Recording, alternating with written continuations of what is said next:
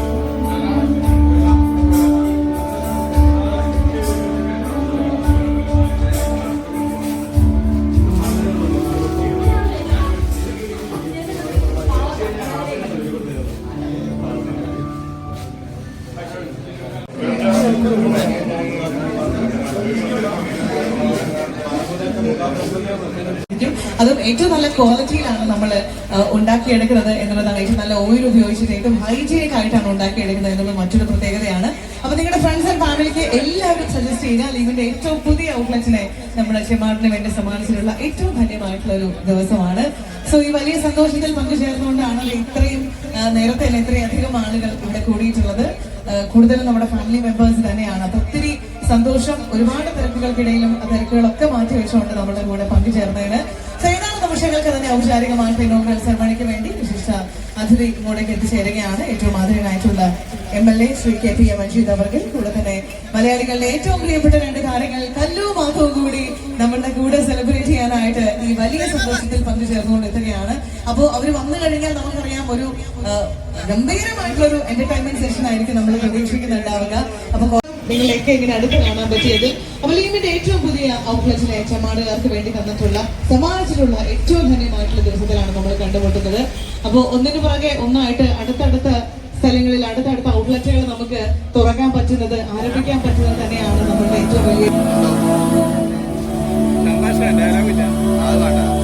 പിന്നെ കേട്ടില്ല.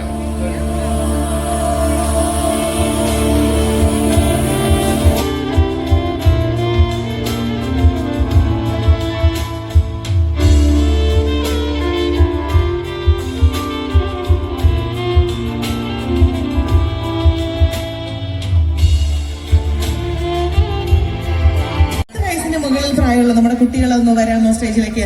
ആദ്യം വരുന്ന 5 പേർക്ക് നമ്മൾ ചാൻസ് കൊടുക്കാൻ പോവാണ് കേട്ടോ. കുട്ടീസിന് വേണ്ടിയിട്ടുള്ള ഗെയിമാണ്. അപ്പൊ ആദ്യം വരുന്ന 5 പേർക്ക് നമ്മൾ ചാൻസ് കൊടുക്കാൻ പോവാണ്. 10 വയസ്സിന് മുകളിൽ പ്രായം. അത് എവിടേക്ക് ഇരിക്കുന്നു?